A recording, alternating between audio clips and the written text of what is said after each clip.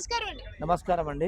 నల్గొండలో ఒక దారుణం జరిగింది. మాజీ సర్పంచ్ అయిన బీఆర్ఎస్ నేతని నరికి చంపారు. 3 ముక్కలు చేసి మరీ చంపారు. ఇట్లా రాజకీయ కక్షలు పెట్టుకొని చేసే ఈ హత్యల గురించి ఏం చెప్తారు? అంటే ఒకటండి, అంటే వాళ్ళిద్దరు అంటే ఇప్పుడు చంపిన వాళ్ళకు ఇతనికి గతంలో ఏదో ఇన్సిడెంట్ జరిగింది అని చెప్పేసి అంటున్నారు. అది ఎంతవరకు నిజమో అబద్ధమో తెలియదు. బట్ ఎందుకంటే ఆయన ఒక ప్రజాప్రతినిధి, అలా భార్యను సర్పంచ్ గెలిపించుకున్నారంటే ఇలా మంచి కార్యక్రమాలు మంచి పనులు చేస్తేనే ఇలా ప్రజలు గెలిపిస్తారు. కానీ అలాంటిది ఏదైనా కూడా వీళ్ళు ప్రజలకు ఒక రిప్రజెంటేటివ్ లాగా ఉండేటువంటి వ్యక్తులు ఇలా చంపుకోవడాలు చేసుకుంటే గిట్ట వీళ్ళని చూసేది ప్రజలు ఏం నేర్చుకుంటారు? అసలు ఇలా లీడర్లు అందరూ కూడా కొట్లాడుకొని చంపుకుంటే గిట్ట ప్రజలకు అసలు వీళ్ళు ఏం మెసేజ్ ఇస్తారు? ఇలాంటిది జరగడం చాలా బాధాకరమైన విషయం. అంటే ఏదైనా కూడా వ్యక్తిగత దూషణలో పోకుండా రాజకీయ పరంగా ఉంటే గిట్ట ఏ విధంగా ఓడగొట్టాలి, ఏ విధంగా గెలిపించాలనే ఉద్దేశంతో చేయాలి తప్ప ఇట్లా చంపుకోవడాలు చేసేటే కరెక్ట్ కాదని చెప్పి తెలియజేస్తున్నారు. అంటే కావాలనే కాంగ్రెస్ నేతలు ఇదంతా జరిపించారు, వాళ్ళే చంపేశారు అని చెప్పి చెప్తున్నారు. బట్ ఏంటి ఒక ముఠాని వేసుకొని వచ్చి ఆ ముఠా వాళ్ళందరూ ఆ ముక్కలుగా ఆ 3 ముక్కలు అనేది నరికేసి చంపారని అంటున్నారు. అంటే ఒకటండి, గుర్తుపెట్టుకోండి, ఏదైనా కూడా ఒక పార్టీకి సంబంధించినటువంటి వ్యక్తిని అది ఎవరు చంపినా కూడా అది అధికార పార్టీ కానీ ప్రతిపక్ష వాళ్ళ మీద నెట్టడం మీద మన తెలుగు రాష్ట్రాలలో ఒక సాంప్రదాయం అయిపోయింది. ఏదైనా కూడా గుర్తుపెట్టుకోండి. అయితే ఈయన కూడా ఏదో ఒక మర్డర్ కేసులో ఇతను కూడా ఉన్నాడని చెప్పేసి ఇంటెన్షన్తోనే జరిగిందని అంటున్నారు వాళ్ళు. అది ఎంతవరకు నిజము అని మనకు తెలియదు. బట్ ఎందుకంటే మనం కూడా చూడడమే.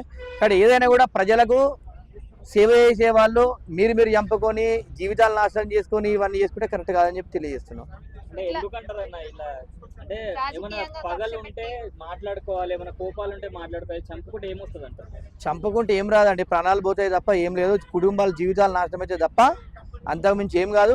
ఏదైనా కూడా ప్రజాక్షేత్రంలో ఉన్న వాళ్ళు కూడా ఏదైనా కూడా ఒక మంచిగా ఉండాలా, ప్రజలకు రిప్రజెంటేటివ్ లాగా ఉన్న వాళ్ళు అన్ని విధాలుగా మంచిగా ఉండాలి. ఎలాంటి తప్పులు కానీ గొడవలు కానీ కొట్టాలకు దూరం ఉండాలా.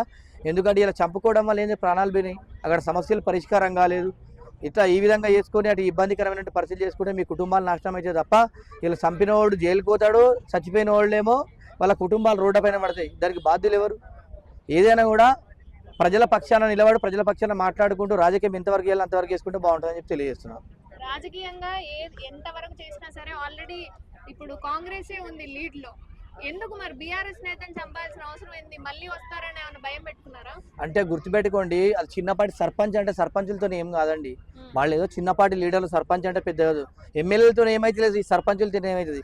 బట్ ఏదైనా కూడా గతంలో జరిగినటువంటి రాజకీయ కుట్ర కోణాలు కానీ మరి ఆయన కూడా ఇంకొక కేసులో నిందితుడుగా ఉండడం జరిగిందని చెప్పేసి అంటున్నారు.